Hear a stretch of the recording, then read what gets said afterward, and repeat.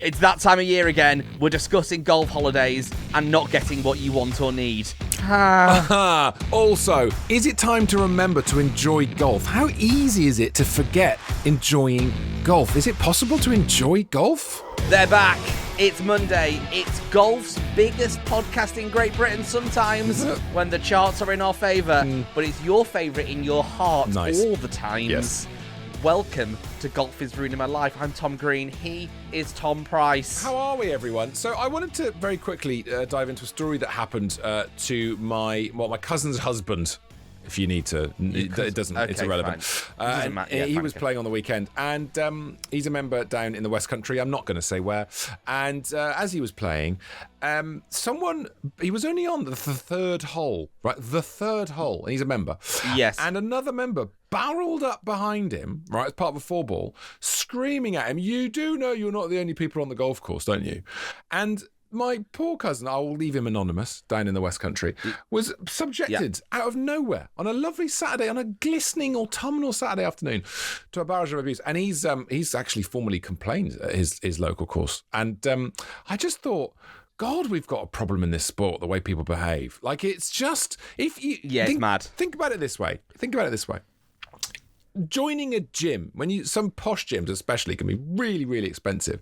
Can you imagine a world where you'd be a member of a gym and other members would come up to you and go, "Oi, you're going to be long on those weights machines? Come on, mate, what are you doing?" And you wouldn't happen. It wouldn't. Everyone's really polite. It would be extraordinary. People would be like, "What the hell is wrong with you?" There would be conversations. And we see this on the show because we get so many emails about this.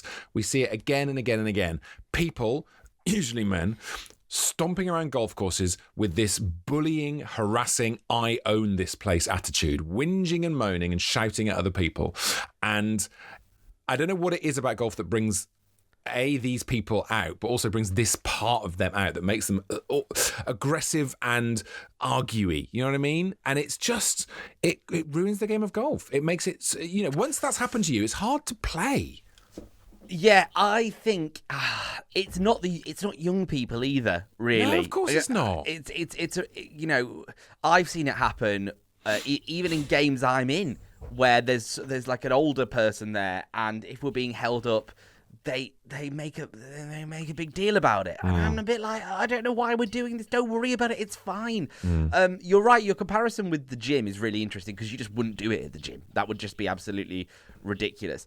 I don't know why it happens on the golf course because it's also not something I would do. And it's me and you had it, didn't we? There was that famous round we've had. I won't name where this happened. God, but we were shouted at on the first. We hadn't even finished the first, and we were shouted at. Exactly. And also, there's this argument of, well, how slow were you playing? And you think, well, according to my cousin's husband, who this happened to down in the West Country in the southwest of the UK, he was like, yeah, we probably were playing a bit slowly, and that's really not the point. It's like, if we're slow and there's already a gap ahead, let us work it out first of all. Secondly, just have a word. You can very nicely say, "I'm really sorry. Could I play? Because there's a little bit of I've noticed there's a bit of a gap. Do you mind if I play through?" And then the people will more often than not go, "Oh God, blah, blah, blah."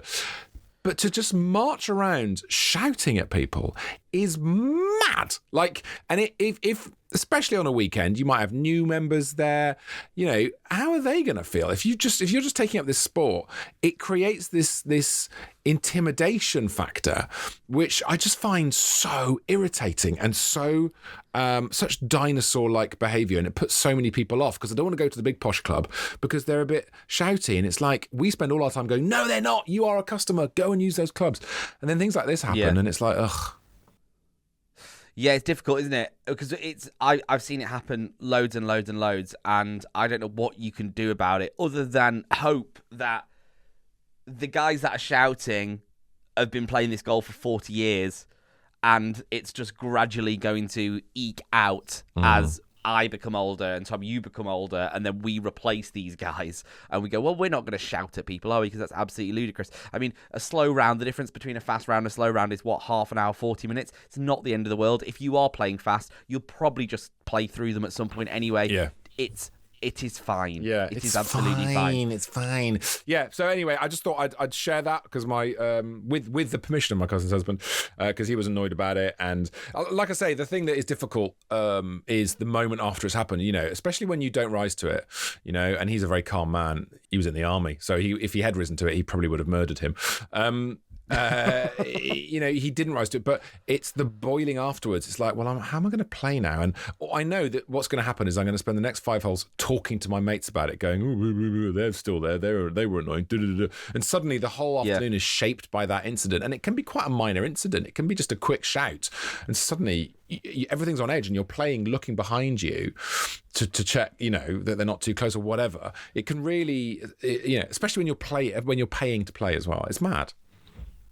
We should probably talk about the conditions you need to play well, because this has been something that I've been thinking about recently quite a lot. Because I'm now getting to the point with my golf where I've recently come down to 8, and to play off 8, right? I can't do that just by rocking up, spending the whole round chatting, and hoping that a decent score will come together. And I worry that I'm sort of ruining my experience of it by wanting to play well all the time. Okay, so let me just put this into context. There's a couple of guys that I play with at my place that we're all locked in. We're all the same sort of, like, we're all as weird as each other, and we want to score well. Yeah, right? It's nice to find your fellow weirdos, isn't it, at a golf club? I enjoy that. Yeah, when we go out, we'll have a nice bit of, like, benign chit chat. How are you? Yeah, but really we're there to talk about the golf, and we're there to play good golf. So if we're not having loads of chat, that's fine, because we're all trying to score well, right? Great. That's the conditions I need to go and shoot 77, 76, whatever, right? Because I can do it, but I need that. Then I went and played with my uncle and his friend the other day, right? And I've always loved playing my uncle, a really good golfer. But it was a lot more like his mate I didn't know. So you're doing a lot more of like, oh, yeah, this is what I do. And, oh, how are you? What do you do? And my golf was bad because of it. I can't do both. I can't do the social, how are you? Yeah, what is it you do? Oh, yeah, no, fine. Yeah. And also try and think about keeping my drive in the middle of the fairway.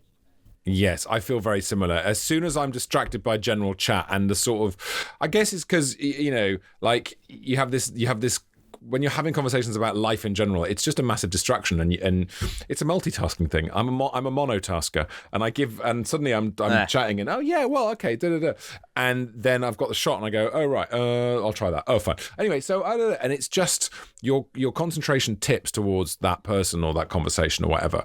And there's someone I play with a lot, who I love dearly, Jimmy, but he often plays caca, and then on the back nine he just dicks around. And if you're on, you know, heading for a decent score and someone's sort of talking nonsense to you, it's like the gossip begins. You know, the first night when he's playing well, he doesn't do any, he does what you've described, the normal playing with other nerds chat where it's pretty golf centered and just focused and calm. And then it goes wrong, and so then he brings out the gossip, which is obviously delicious, and I love him and I want to hear about it. But often you're feeling, oh, my golf's falling apart a bit now. Yeah, I can't concentrate. I can't do both those things. Yeah. But I think maybe this is an interesting one to sort of take on board and then realise before you play a round of golf what it is going to be. Because I get in a lane where, and we spoke about it on Monday's show, last Thursday's show, the fact that I was playing Preston Golf Club and my score's on my EG now and whatever, right? I want to always put in a card and play well. That's my sort of raison d'etre. Every time I'm on the first, it's put in a card and play well. But that's where you get your pleasure. That's where you get your pleasure. For me, that's where I get my pleasure, real pleasure out of golf. Real rich pleasure out of golf is a good card and solid play. Exactly. But maybe sometimes you have to stand on the first and go, this isn't going to be what today is. It's going to be chatty. It's going to be a bit more fun. Yeah. So therefore, let's not even bother scoring. Let's just go out and hit some shots and enjoy it. You know what I did the other day? Oh my God, have I told you about my scramble? Have we talked about this? I don't think so, no. Well, I was playing pretty badly. So I played at my place with some mates and their kids. And we were in a 4-ball and we just did scramble. It was dads v lads, basically. And here's a question to you. We're a bit worried about playing slowly, ironically, having discussed what we discussed earlier on.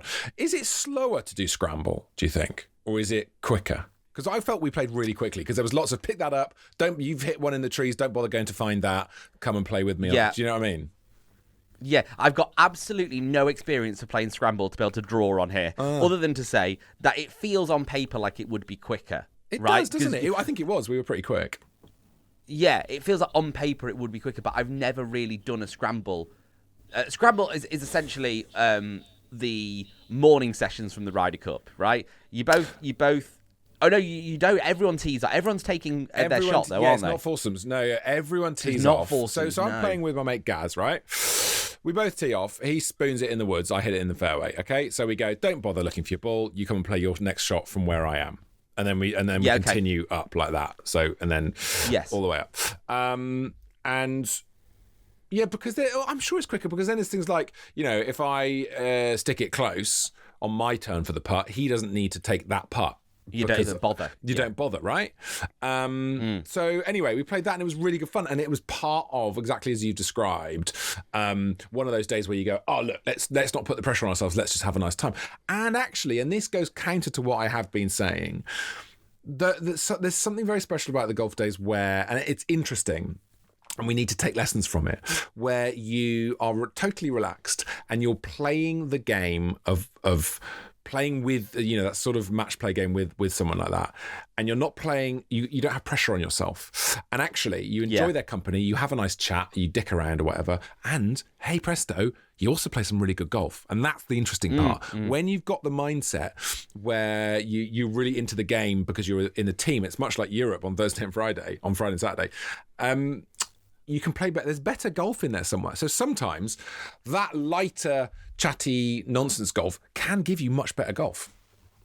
Oh, talking about gossip, you've just reminded me of an amazing bit of Ryder Cup gossip that I've not brought to the show, but I found out. Oh, good. I love it. I mean, go on. Yeah. This is sort of behind the scenes chat here, guys. Really? Oh my God. About why the Americans played so badly. Really?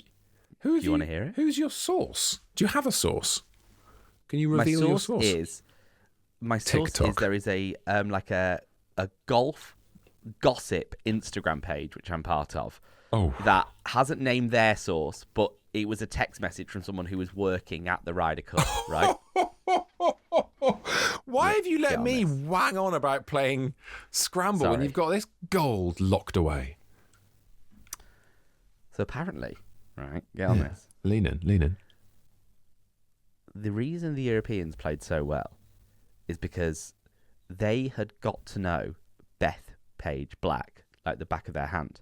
They'd played something mad like 9 or 8 practice rounds over 10 days. They knew the pin positions. They knew how the greens were running. They knew locations. Apparently, the American team played 2 9 holes, and that's it.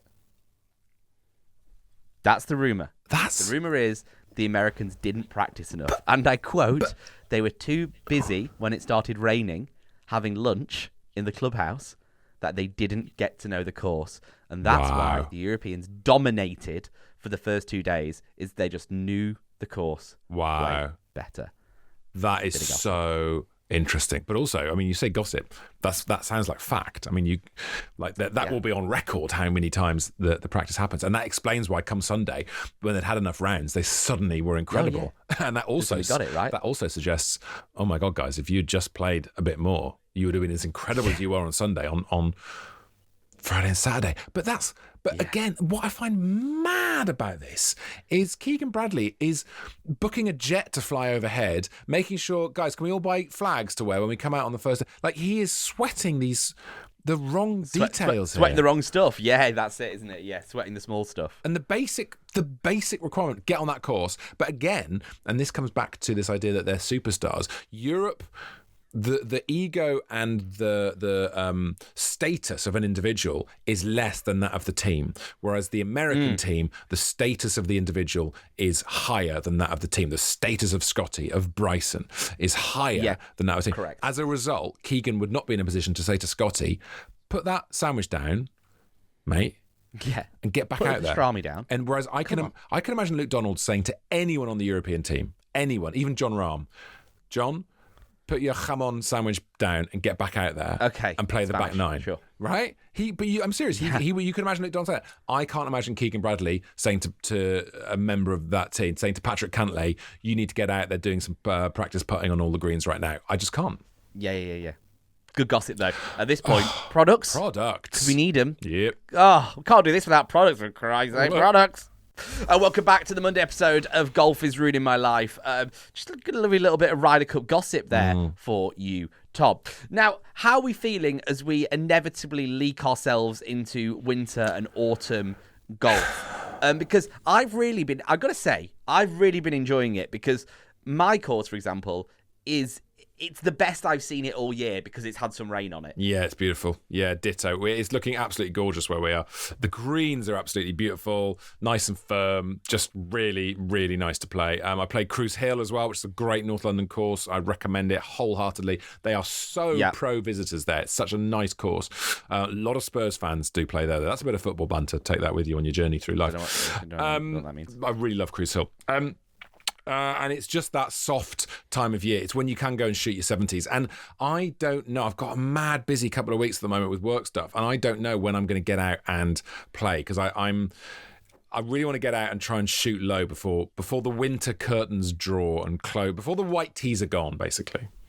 Yeah, and we can still do that, because we spoke on the show a few weeks ago and we both said that we feel like our best golf, certainly I thought my best golf of the year was behind me. I thought my 76 in the competition was going to be it, right? And then out of nowhere, bang, it's back, shoot the best round of the year, done, 7 over the moon. Yeah.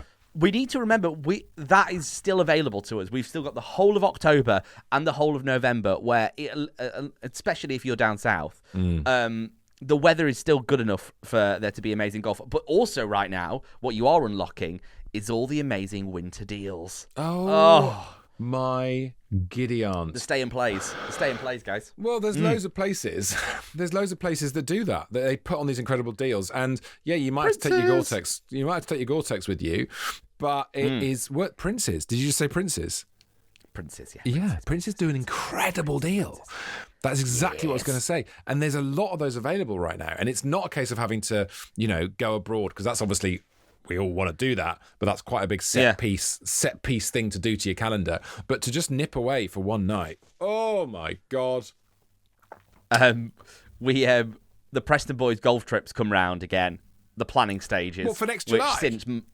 Yeah, wow. Of course, you book a year in advance. Of course you do.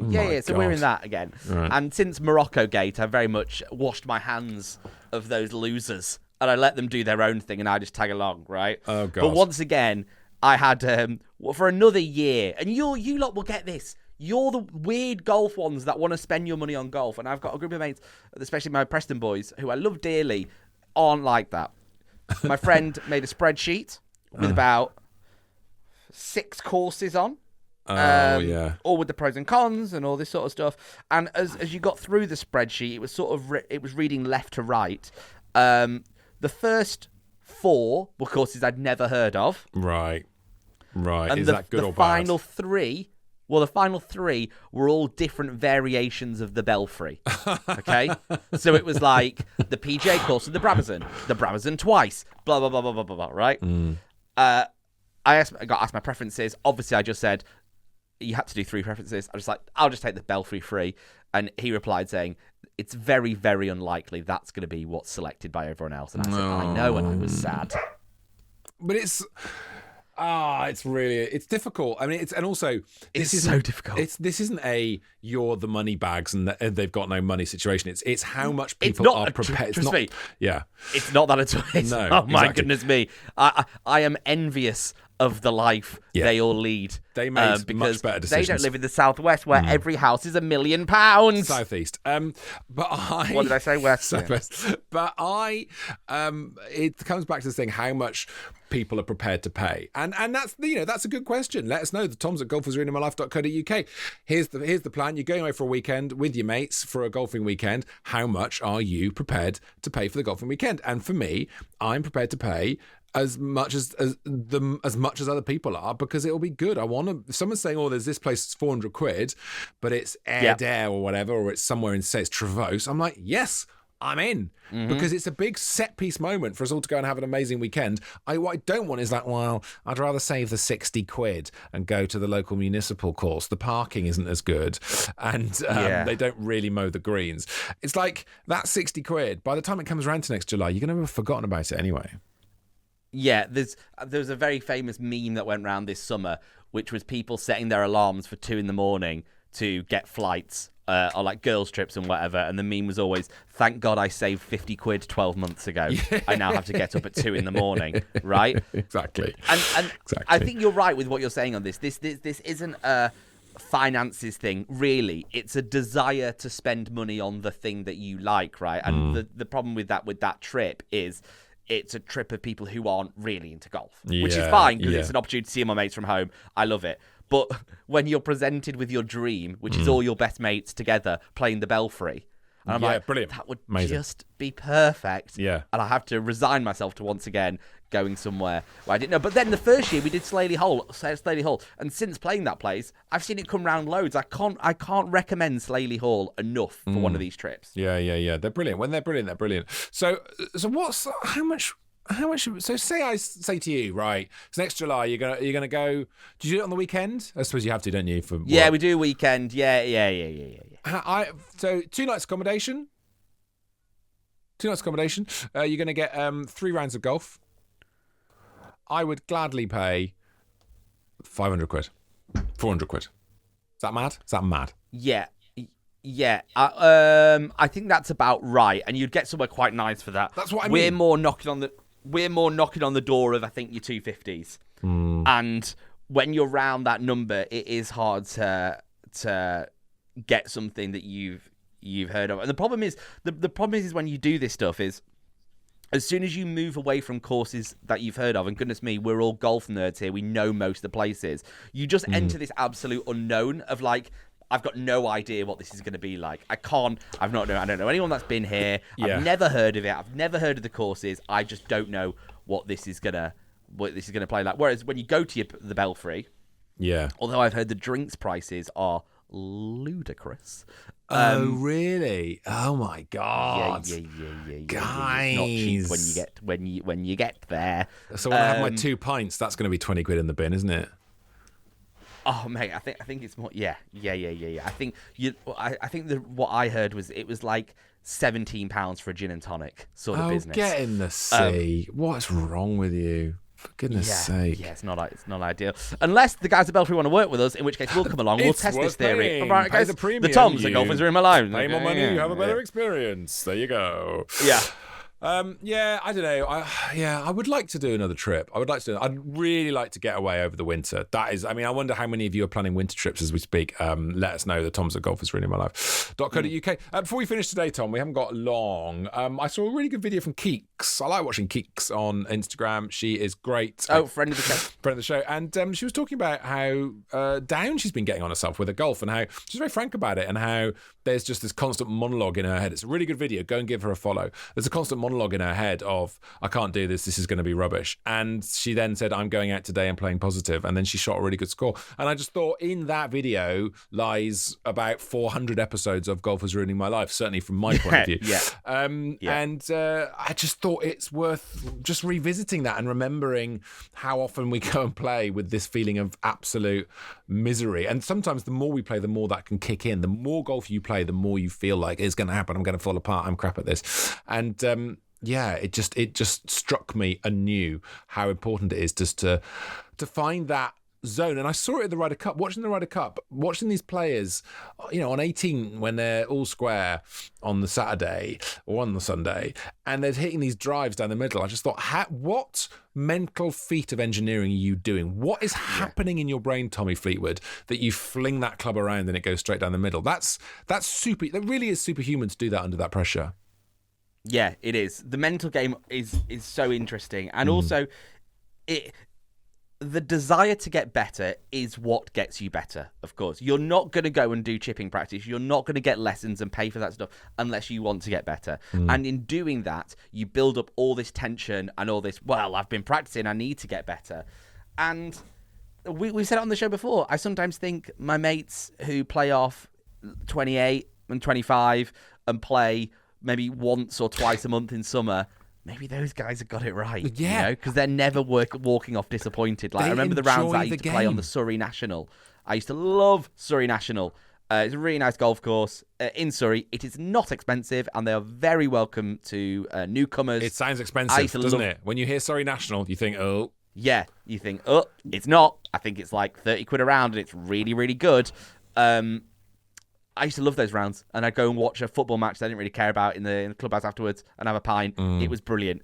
And now all I want to do is shoot 7 over. Yeah, and it's the desire to shoot the 7 over. That desire becomes so all consuming that it also gobbles up. It throws the baby out with the bathwater. It gobbles up the basic enjoyment of the game, and you end up snarly shouting at other people on the golf course because they're playing too slowly. Like you've got to stay in that chilled out, enjoy playing zone, and that is a lot of Rotellerism there. That's what Bob Rotella was pumping into Rory McIlroy when McIlroy managed to win the Masters, and that's so important. But also for us amateur golfers, the interesting thing for me is that you can't replace something that is guaranteed to make you happy with golf, because it won't always make you happy. So I had that realization where I completely stopped going to the gym to play golf, and I was playing golf 5 times a week, and it was great when it's going great, but as soon as it's going wrong, you don't walk off happy, and you spent 5 hours doing it, which is a disaster. It's horrible. You have to keep both in your... I mean, this is more for me, but I think this is interesting. You have to keep both in your life. You have to keep going to the gym or running or whatever it is that you're guaranteed, I feel great after this. Yeah. And still play golf as well. Yeah. That is so true. Right, are we done here, Tom Green? Any other business? No other business other than say go and check out the Discord. It is in the description below. We've had so many new people join since the Ryder Cup, so go and jump in there. There's people just chatting golf nerds all the time like us, which is ideal. And no, other than the Toms at Golf is in my life for emails. Fine. And we'll see you next time for more of whatever this was. Yeah, we'll just do this again. Yeah, that's the plan, right? We'll just keep going. And this forever, and then we die. Thank you. Bye bye.